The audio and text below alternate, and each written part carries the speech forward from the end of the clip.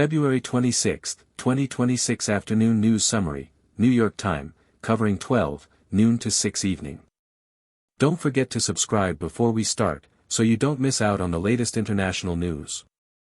News 1: ECB holds rates, revises inflation outlook.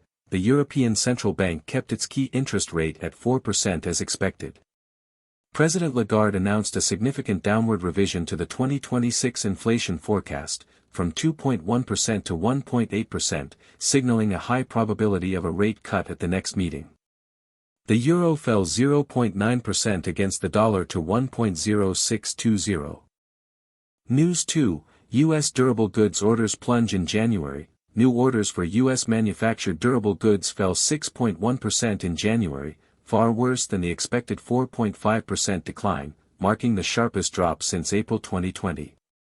The data, led by a collapse in aircraft orders, raised concerns about business investment resilience, pushing the 10-year Treasury yield down 8 basis points. News 3: UN Security Council votes on Gaza aid resolution. The UN Security Council passed a resolution demanding an immediate and sustained humanitarian pause in Gaza and the unconditional release of all hostages.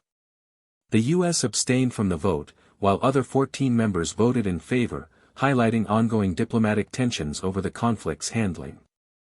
News 4: Saudi Arabia announces new oil production capacity target. Saudi Aramco, following government directives, announced it is halting plans to increase its maximum sustainable production capacity from 12 to 13 million barrels per day. The surprise move, aimed at transitioning the economy, sent Brent crude prices up 3.2% to $84.50 per barrel. News 5: Japan's core CPI holds steady at 2%. Japan's Core Consumer Price Index, CPI, for January came in at 2% year-on-year, matching expectations and December's rate. The data supports the Bank of Japan's case for a cautious exit from ultra-loose policy, with the yen weakening slightly to 151.85 against the dollar. News 6: Major tech antitrust settlement reached in EU. A leading U.S. big tech company has agreed to a €2.5 billion settlement with the European Commission to close a long-running antitrust investigation into alleged anti-competitive practices in its music streaming service, avoiding a formal finding of wrongdoing and a potentially larger fine.